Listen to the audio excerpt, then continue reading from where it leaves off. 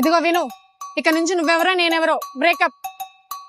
ఇప్పటి నుంచి నువ్వు నేను కలిసి ఉండడం జరగదు. ఎందుకు బేబీ, ఏమైంది?